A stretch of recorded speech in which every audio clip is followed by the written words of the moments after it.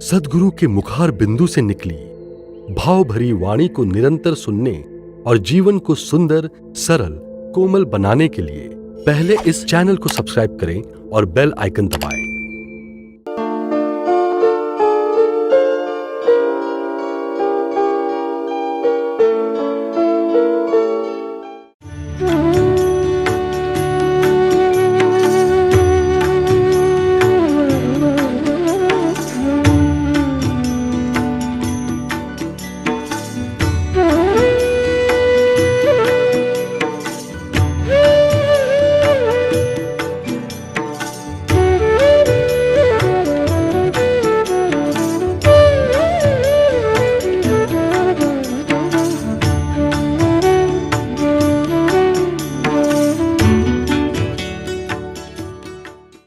आज उपासना के बारे में कुछ बातें होंगी। ऐसा है कि आरती उतारना और प्रार्थना करना ये तभी संभव है जबकि मनुष्य उपासना का उपासक हो। कुछ चीजें बाहर दिखलाने की होती है और कुछ चीजें भीतर की होती है। ये जो उपासना है इसे भी आज लोग दिखलाने के हिसाब में है। यथार्थ में उपासना दिखलाने की नहीं होती। प्रार्थना और आरती ये दो जो होती हैं इन्हें तो मनुष्य दिखलाता ही है, क्योंकि सम्मुख अपना इष्ट है और इष्ट के सम्मुख यदि अपने दिल की दो बात न कहे तो वो प्रार्थना के रूप में कैसे कही जाए। कोई मेरे पास बैठा हुआ है, मैं उससे कुछ कहना और कहना भी चाहता हूँ अपने दिल की बात, किसी के कहने सुनने की बात नहीं थी। मुझे भीतर कुछ भाव उठता है, कुछ बातें निकली आती हैं और वो बातें मुझसे अपने आप निकलने लगती है। वो प्रार्थना का रूप धारण कर लेती है। जो व्यक्ति ये समझता है कि मुझे इन शब्दों में प्रभु को याद करना है, वो तो दोहराता है शब्दों को, बातों। यथार्थ में सच्ची प्रार्थना जो होती है वो मनुष्य के भीतर की भावना है और वो एक ऐसी भावना है जैसे कि पत्थर के भीतर से एक झरना बह निकलता है। मनुष्य का हृदय जब तक प्रार्थना करने के योग्य नहीं होता तब तक उसका हृदय पत्थर की तरह, और जिस समय वो प्रार्थना के योग्य होता है या उसके भीतर एक आकुलता होती है कि वो बिना कुछ कहे अब रह न सकेगा, उस अवस्था में उसका प्रत्येक शब्द जो होता है वो प्रार्थना अपने आप बन जाता है। किसी चीज को बनाना उसमें कृत्रिमता है, बनावटीपन है, और अपने आप बन जाना ये स्वभावगत चीजें हैं। आज मनुष्य स्वभाव की बातों को छोड़कर दिखावे की तरफ चला गया और ऐसा दिखावा उसने करना शुरू किया कि भीतर की जो भावना थी वही समाप्त हो गई। जहाँ बाहर आरती उतार कर अपने हाथ का कुछ खेल दिखलाकर ऊपर नीचे दीपक को करके क्या दिखलाना चाहता है, सब प्रकाश। प्रकाश तो प्रकाश वाले का है। मनुष्य ने तो ये निरर्थक एक दीपक ले रखा है। ये दीपक अपने लिए है कि अपने स्वामी के लिए है, क्योंकि स्वामी तो दैदीप्यमान है, स्वतः ही वो प्रकाशमय है। उसके लिए दीपक की आवश्यकता नहीं। जैसे कि लोग कहा करते हैं कि सूरज को क्या दीप दिखाएं, जो स्वयं प्रकाशमय है। उस स्वयं प्रकाशमय प्रभु को हम कौन सा दीपक दिखलाएं, और यदि हम दिखलाते हैं तो हमारा ये बचपन, हम उसकी प्रतिभा को, उसकी शक्ति को, उसके अणु परमाणु में स्थिति को हम पहचानते नहीं, इसीलिए हम उसके सम्मुख एक दीपक लेकर खड़े होते हैं। वस्तुतः ये दीपक हमारे हृदय का प्रकाश है, जो हम बाहर लेकर के अपनी भावना को खड़े होकर कहते हैं ये प्रकाश, ये मेरा हृदय। प्रभु आप तो स्वयं प्रकाशमय है, मैं आपको क्या दीपक दिखलाऊं। यदि मैं दीपक दिखलाने की चेष्टा करता हूँ तो मेरी ये धृष्टता है, मूर्खता है, पागलपन है, अबोध का भाव है। मैं तुम्हें क्या दीपक दिखला सकता हूँ, तुम तो स्वयं दीपक से दीप्तमान। तो ये जो व्यक्ति अपने हृदय की भावना को प्रकाश में लाने के लिए एक दीपक का सहारा लेता है और प्यार से देखता है ये प्रकाश कैसे मेरे प्रभु के मुख पर पड़ता है, और कौन सा वो एंगल है जिस एंगल से मुझे देखने से मैं यदि देखूं तो मेरे भीतर की भावना और भी उत्साहपूर्ण होती। पंक्ति आपने सुनी मीरा की, तो कहती मेरे रोम रोम में राम रमा हुआ है। और है राणा, तुम्हारे हृदय की क्या फूट गई है, तुम्हें दिखलाई नहीं देता। वो सर्वव्यापी भगवान तुम्हें दिखलाई नहीं देता। मालूम होता है कि तुम्हारी ज्ञान की चक्षु जो है वो अब काम नहीं करती। ये कौन कह सकता है? ऐसी बातें कौन कह सकता है जब ये जानता है कि सम्मुख मेरे जगत का अंग का एक राजा खड़ा है और मैं उसके सम्मुख इस प्रकार की बातें कह रही थी कि तुम्हारे हृदय की आंखें फूट गई। तुम क्या देख रहे हो? देखो मेरे श्याम को, मेरे रोम रोम में राम। देखो मेरे प्यारे को, सर्वत्र व्याप्त। तुम्हारी आंखें क्यों नहीं खुलती?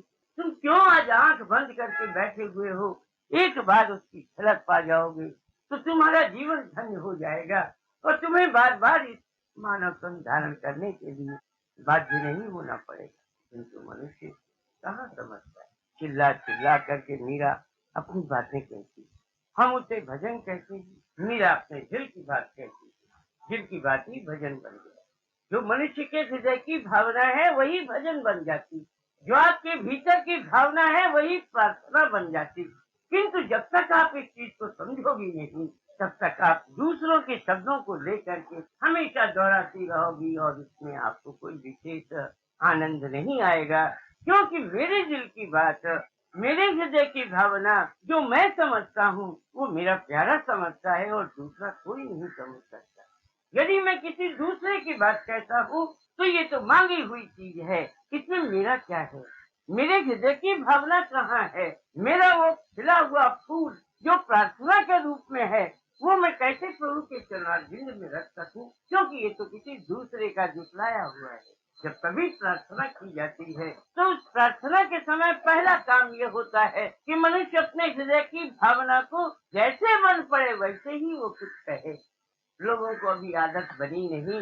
लोग तो यही चाहते हैं कि प्रार्थना के समय सूरदास के कोई पद हो, मीरा का कोई भजन हो, कबीर की कोई साखी हो, तुलसीदास के कोई दोहे हो। इन्हीं को आज मनुष्य भजन समझता है। लेकिन मनुष्य के भीतर की जो चलन है वो उन भजनों से व्यक्त नहीं हो सकती। क्यों नहीं हो सकती? उसका कारण यह है कि ये तुलसीदास के हृदय की बात है, मेरे हृदय की बात कहाँ? मैं किसी की बात को लेकर दोहरा रहा हूँ, इसमें मेरापन कहाँ?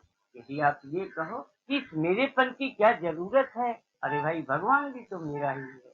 ये तो तुलसीदास का भगवान है, ये भगवान मेरा, ये मेरे प्यार का भगवान है। और मेरे प्यार के भगवान को मैं ही रिझा सकता हूँ अपने टूटे फूटे शब्दों से। मुझे किसी की विशेष कवितावली की दो बातें नहीं कहनी, मुझे तो अपने दिल की दर्द भरी कहानी कहनी। कैसे तुझे कहूँ, कैसे तुझे रिझाऊं, कैसे मैं तेरा ही बनकर रह जाऊं। ये जो इस प्रकार की भावना है, ये भावना ही मनुष्य के हृदय में उपासना का कारण बन जाती है। ये उपासना क्या है? उप कहते हैं समीप, वासना ठहरना, बसना, समीप बसना, समीप ही बैठा हुआ है, ऐसा भाव लेकर के प्रभु की प्रार्थना करते हुए उपासना करना। मेरे समीप है, क्यों? मेरा भाव है मेरा भगवान। ये उपासना है जो कहीं दूर नहीं, वो स्वर्ग में बैठा हुआ भगवान किसी और का होगा। मेरा प्यार का भगवान, मेरी उपासना, मेरा भाव मेरे पास। मुझे उस देवता की आवश्यकता नहीं जो वैकुंठ में बैठा हुआ है। मुझे तो उस हृदय के सिंहासन पर बैठे हुए प्रभु की आवश्यकता है जो मेरे हृदय में बैठ करके मुझे आनंद देता, मेरी प्रार्थना सुनता, मेरे साथ दिन रात रंगरेलियां करता, हंसी करता, मुस्कुराता, अच्छा करता, जिंदगी में एक नया जीवन पैदा करता।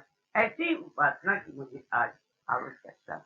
मैं किसी से आज उधार नहीं लूंगा, एक शब्द भी मैं किसी का दोहराऊंगा नहीं। जो शब्द होगा वो मेरा होगा, मेरी हृदय का होगा, मेरी भावना का होगा। दूसरे के मांगे हुए वस्त्र मनुष्य को उतार करके फेंक देना होगा। लेकिन जो अपने फटे पुराने हैं वो अपने।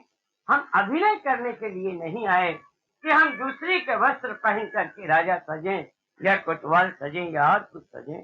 हम तो फटे पुराने जो हमारे वस्त्र हैं उन्हीं में हम राजा हैं।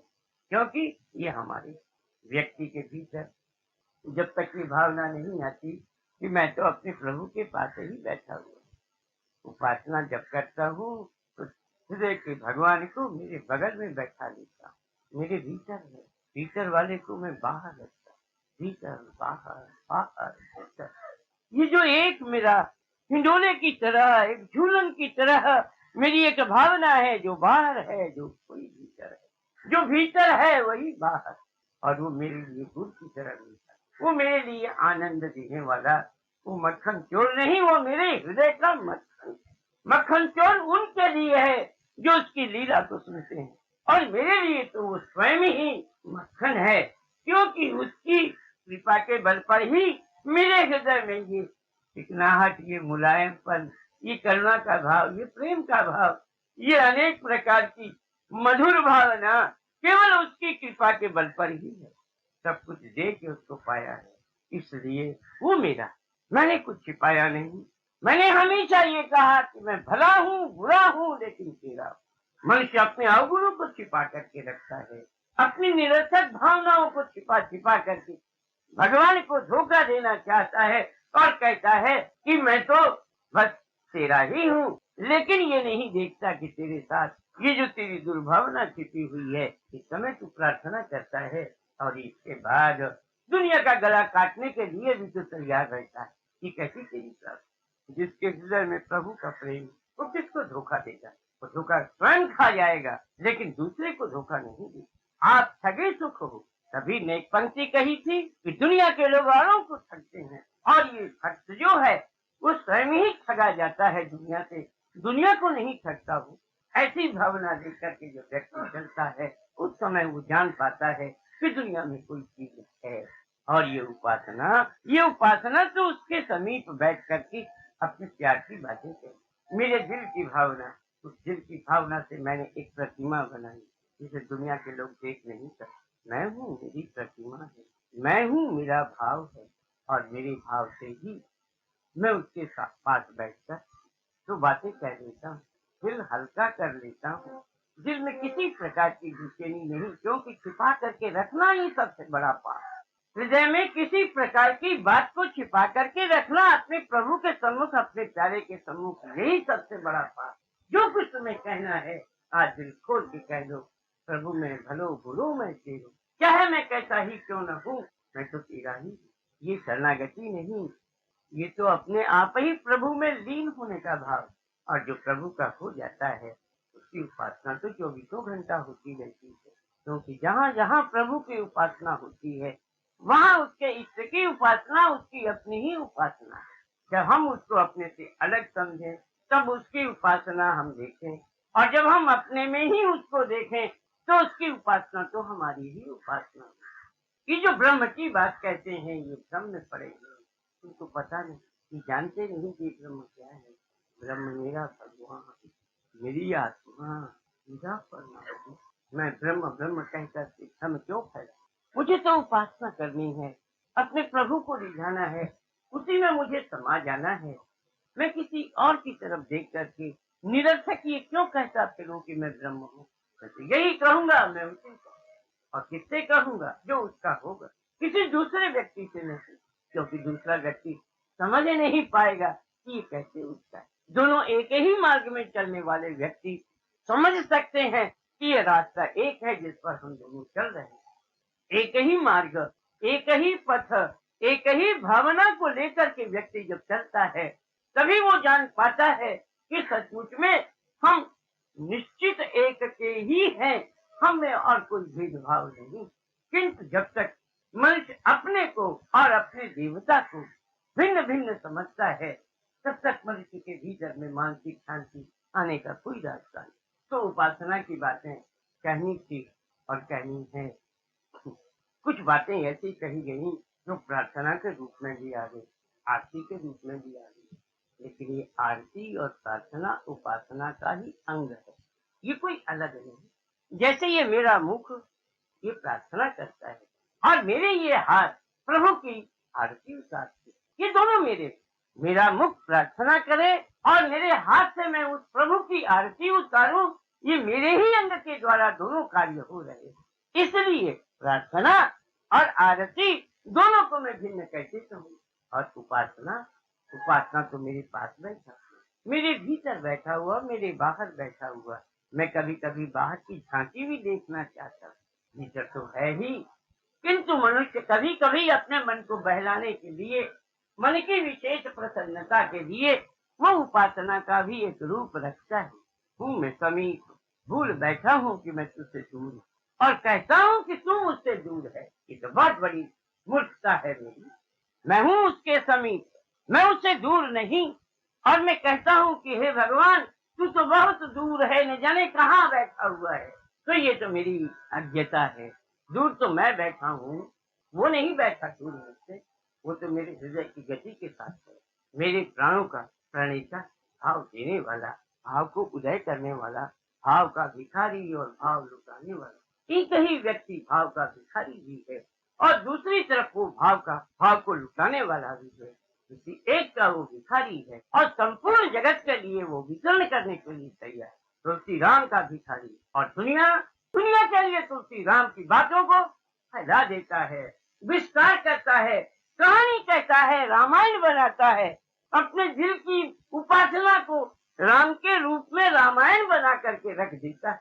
भक्त की सबसे बड़ी विशेषता यह है कि जब तक वो अपने हृदय की जलन को प्रकाश में न लाए, तब तक उसे शांति नहीं। ये भजन, ये गीत, ये पद, ये साखियां याद करने के रास्ते, पुकारने के रास्ते, कोई कविता में पुकारता है, कोई शब्दों में पुकारता है, कोई गाकर पुकारता है, कोई रो रो के पुकारता है। और ये पुकार उपासना का एक अंग, जैसे आरती और प्रार्थना एक अंग है उपासना का, इसी तरह से ये पुकार जो है ये भी एक अंग है। प्रार्थना में और पुकार में क्या अंतर? कोई अंतर तो होना चाहिए ना।